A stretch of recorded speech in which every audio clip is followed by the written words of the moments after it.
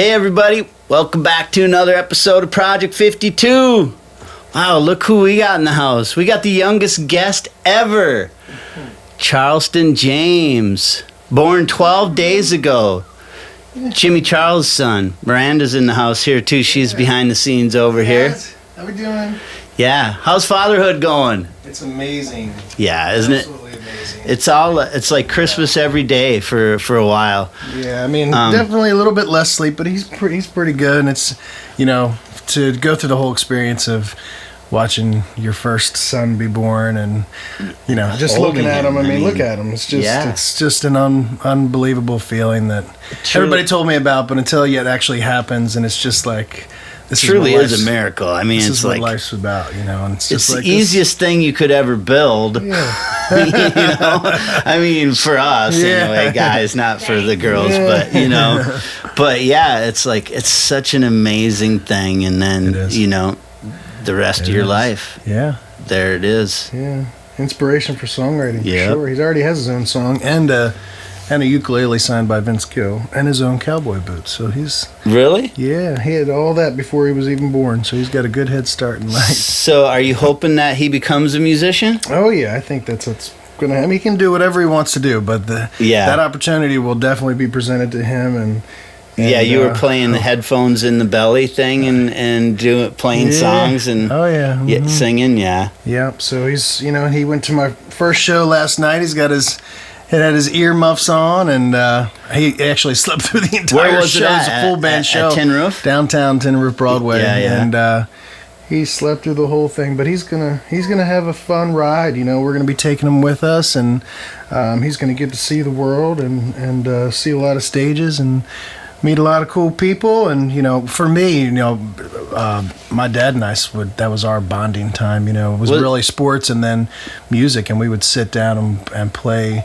That's how I learned. Your dad was a musician? I didn't know that. Sure, but he really just did it for fun, and he loved to sail. He had a big double-masted wooden ship that he sailed out of the Baltimore harbor, and he actually sailed Jimmy Buffett one time when he was in town, and they took it out. And, like a 3-sail big wooden ship? Huge wooden ship. Mm-hmm. Wow. And they would go down in the cabin and just play music, and he loved to go to the islands and things, which is a lot of things I do. But it was a really great bonding time for us, and he taught me 3 chords and the truth. There's my friends weren't listening to George Jones or Willie Nelson or Merle Haggard or Vince Gill or any of them, Vern Godson, but Hal Ketchum, all those I learned from my dad. And I think being in country music, it's important to have that tradition, and pass it be on. able to and share those songs. And now he's gonna get to know them. Look at his faces. He's like, I hear you talking about music. I think I'm gonna wake up here. Yeah. So who gets the nudge in the middle of the night? Hey, it's your turn. She's pretty good. I take the early morning shift. I usually get up pretty early anyway. So, yeah. We stay up kind of late, which works out well. And then we feed him right before he goes to bed, and then he wakes us up a couple times throughout the night, and then early in the morning. Their stomach's so tiny that they're hungry within another hour. Yeah, so you got to change him every time you feed him too. Yep. So it's not just like popping a bottle in his mouth. It's like, we got to, and he screams bloody murder, like he thinks he's getting attacked or something. Yeah, he's still getting used to the world. He's just the cutest thing in the world. Yeah, so. Congratulations, you guys. And, thanks. And I wish the best for the long run and all of that. He's already more popular than me, that's for sure. Yep. He's taken. Like I said, too, the youngest guest ever. So about 2040, we'll have him in here playing a song that we wrote together with Jimmy. Yeah, 8,400. Yeah. Hey, I'm glad you came down here today. You got so many things going on. We'll get into that stuff at the end. We'll interview Jimmy about all of the ways he's been giving back and helping fight cancer and helping support people going through that thing. Those are the best ones. So shall we sing it? Yeah. All right, everybody. This one's called "She's Where I Belong." All right. I think I'm ready. All right. Here we go.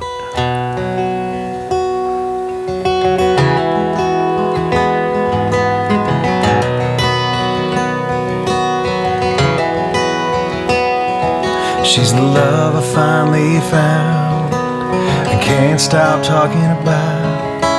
When she's around, my world slows down. She's the deep breath in my sigh, the wonder in my why. She don't realize she moves in her own light. And I'd find a way to get to her, through the desert to the ends of earth, 1,000 miles of fire and rain. Turn around and I'll do it again, 'cause I could go on and on and on and on. She's where I belong.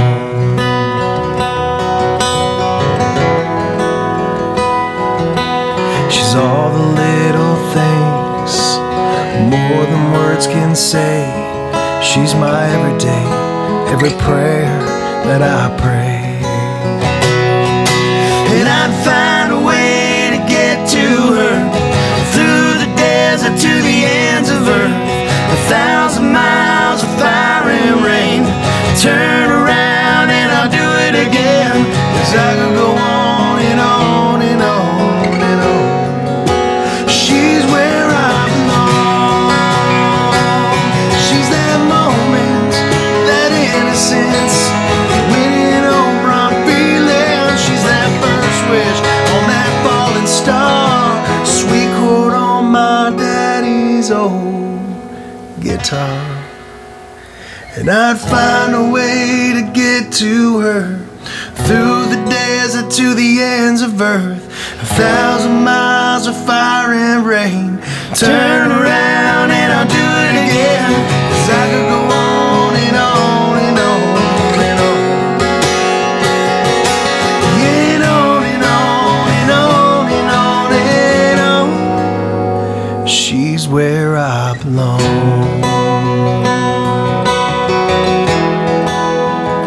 Where I belong.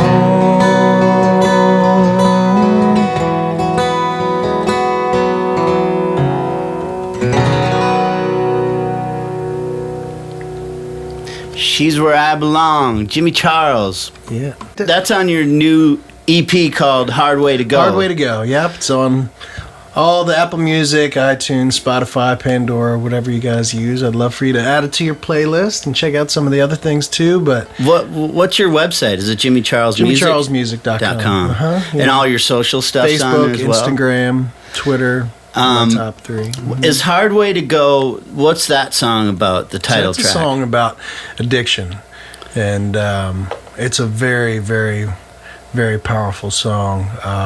And, you know, that's another one. For me, you know, this is kind of my first, with that song, it's the first time I'm really coming out saying this, which is still a little bit difficult, but I never met my biological father because he was an alcoholic and he had an issue. So for me, that's where I find myself in that song. So that was by his choice? He didn't want to be associated with his family and things? No, or? he did. He very much did. However, it became dangerous because he got in a lot of accidents and would try to pick me up when he was drinking and things like that. So it wasn't...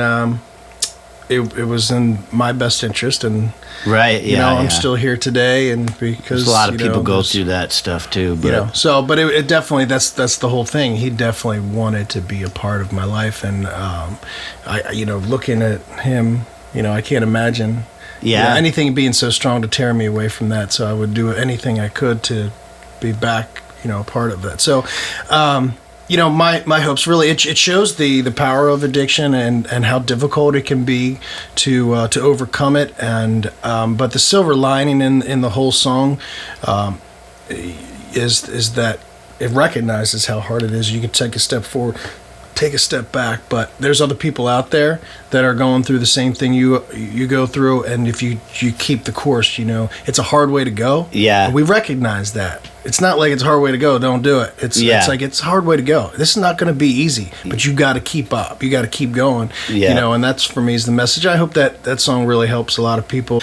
Man, you're just like amazing. So it's like I don't know how you find the time. You know. You know, I think once you know my story, and then once it really it got going, I've just become addicted to helping people. It's just it's just what my purpose is. I moved here to Nashville almost 10 years ago and left my family and friends behind, and it's life-changing, and sometimes you get to different points in your career, you're like, did I make a mistake? Did I move out here? And I lost my father 4 years ago, and I mean that was time lost with him, and just there's just a lot of things. It's not just like woohoo whatever, and to know that you're creating music that's saving people's lives and that people wake up to every morning to get them through their treatments and different things like that. It's just like, what? If I never win a CMA, if I never sell out a stadium, I'm saving people's lives. That's really what I had dreamt of when I drove here. I wanted to make a difference with my music, and I'm able to do that, and I have that platform now, and I just get so excited about it. It's like I've spent years in the honky tonks, but when I go to these walks and runs and sing to their survivors and honor them, it's I'm getting up at 5 a.m. instead of going to sleep at 5 a.m. But to get there, get to the race, get set up, and it's amazing. It's fulfilling, so fulfilling. Yeah. So, and the shirt he's got on, "I am not alone." That's his whole mantra, and your organization. And you just put out a single as well, which was "We Are Warriors," right? We Are Warriors. Yeah. That's becoming big within the community. So it started with, just to kind of quickly run down my situation. I wrote a song called "Superman" with a prostate cancer survivor. It was a very powerful song. It's the story of a survivor and kind of what they go through. And we made a video of it. The video was on CMT. It reached out to millions of people. It trended #1 for over a week with Luke Bryan and the biggest of them. So it reached out to all kinds of people, and it became the anthem to zero the end of prostate cancer, which is the largest prostate cancer nonprofit in the country. Yeah.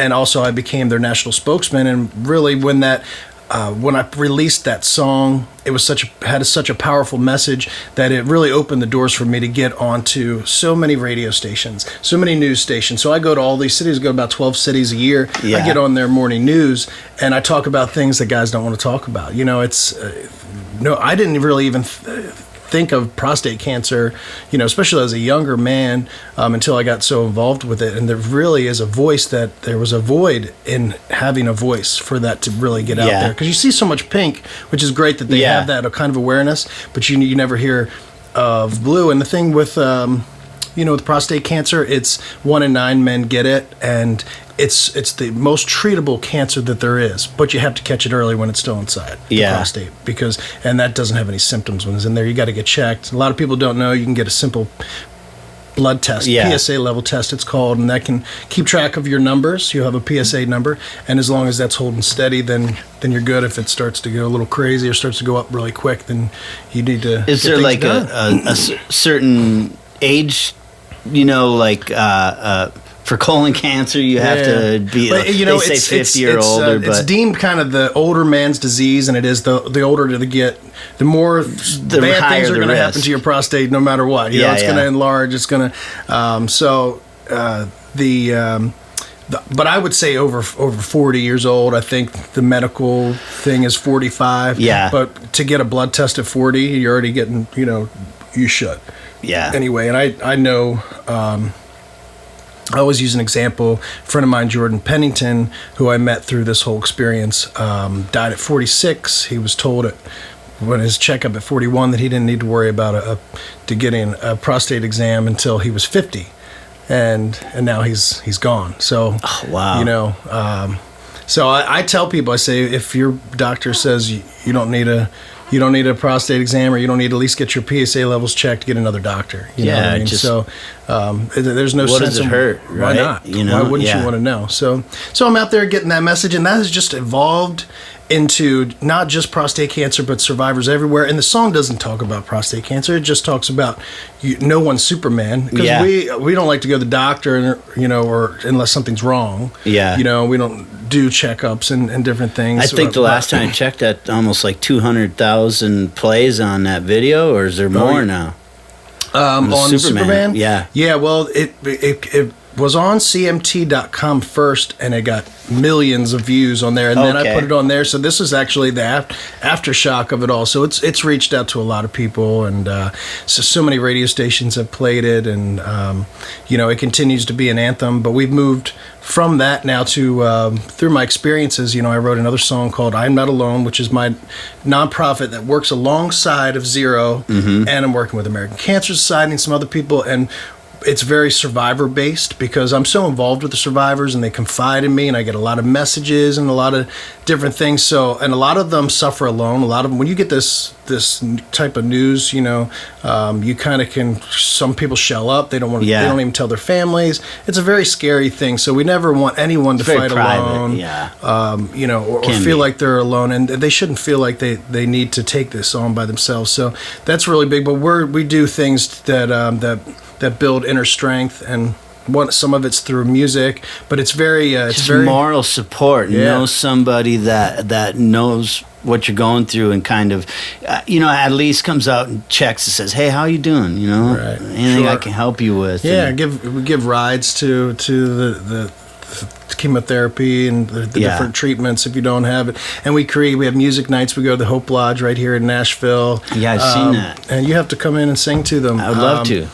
And they're under renovations right now, but we make sure that they have a nice dinner for that night. We cater a dinner, and they have different things different needs that they need. But it's all survivor based. As a lot of these other nonprofits like Zero is great at that.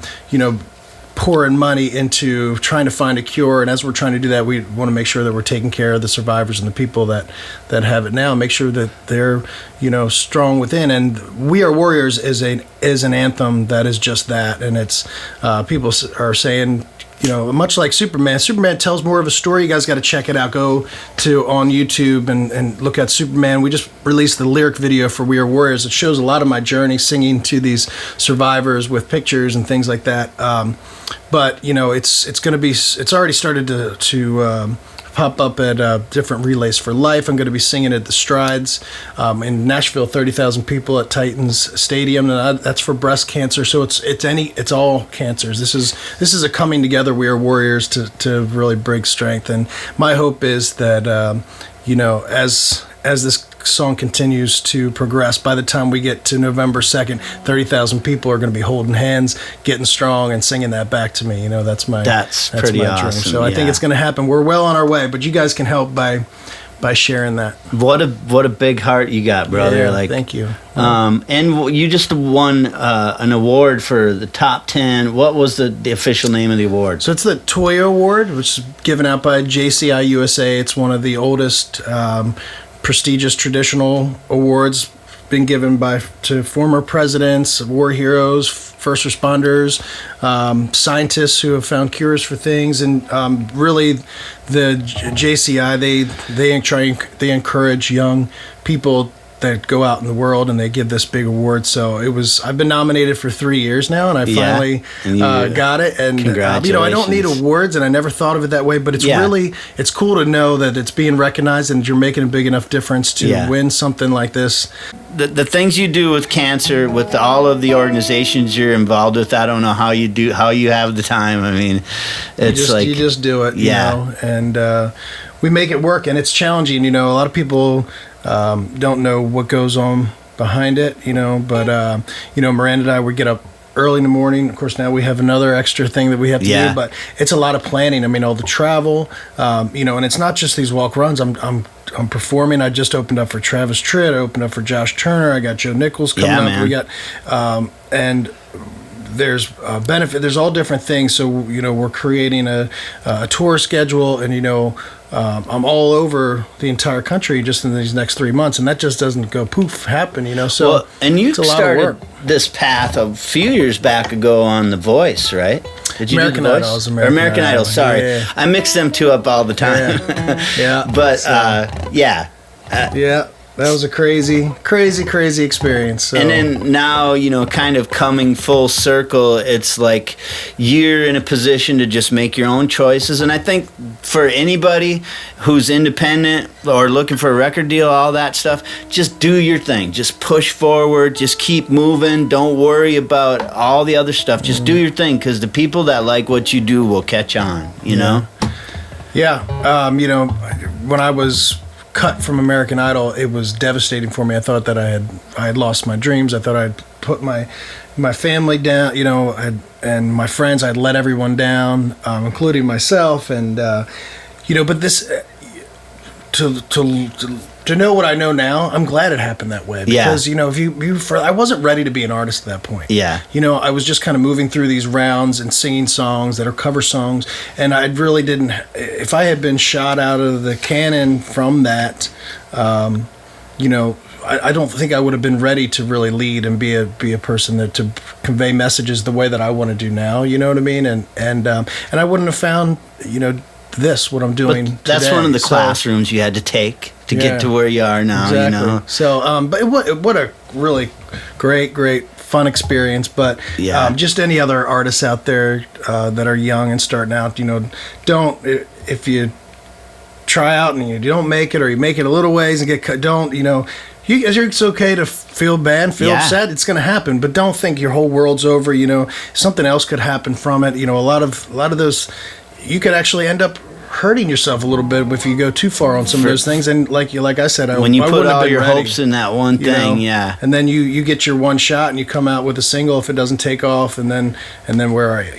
But you're a talented dude, and you're giving back, and you're making good music all the time. And like I said, your recent single "We Are Warriors" is out to benefit people going through cancer as well. Like your proceeds. Share that for me if you guys can get on my Facebook and hit share. Look for "I Am Not Alone." That's your page, right? I'm Not Alone is the page, and you can see all the great things we're doing with Survivors. We've got some pretty cool things we're working on right now that I don't want to jinx, but really excited about it. And so keep up with us there. And we can't, I can't do it alone either. I need other people behind me. Some people kind of sit back and just go, Jimmy, go. I'm like, no, you need to participate. And your partner Miranda over here is always she's always busting butt when I see you guys together. She's got the books out and she's on the phone. She's making things happen for you. She's doing it. Yeah. So, but hey, thanks for coming here today. I appreciate you coming down to Columbia here in my little studio and finally doing this song. It was fun. Thank you for writing a song with me that I could gift to my I really love the song that we did. There, and mother of my child. So it's she likes the record too, but that's her favorite. She's a little biased in that decision, I think. But it's a great song, and you did it really well. It was produced great, so I love it. Yeah. So check out JimmyCharles.com. JimmyCharlesMusic.com, and then also mine, Troy Castellano. And I got to give a shout out to my hometown radio station. I got their shirt in the mail the other day. So KBEK, my buddy Dave does a little radio show there on Tuesday night. So I got to give a shout out check to that Ed out. Rice and TR Guitars. He built this beautiful guitar for me. There's wood from all over the country, gold plated. I mean, it just sounds amazing, and got my name sketched abalone in here. shell all the way around. It's absolutely beautiful. It looks like you've been putting it through its paces already. Yeah. I mean, she's been getting some work. He also made a guitar for me for "I Am Not Alone," which we auctioned off, and he's doing one for Zero. And each one of these takes him about 140 hours. Man. Wow. So yeah, totally. All talking about handmade. another guy that gives his time. I didn't know him, but he was watching everything that I've been doing over the years, and then said, "How can I help? I make guitars. I'd love to make you a guitar." He's actually making Melissa a guitar. I've seen that. Yeah, that's where I've been seeing the name too. We wrote "She's Where I Belong" with. Yeah. So thank you, Ed. We appreciate it, and Zero Cancer appreciates "I'm Not Alone," and I'm going to be playing this bad boy quite a bit. All right, keep up the good work, man. Thanks, Troy. All right, bye. See you guys.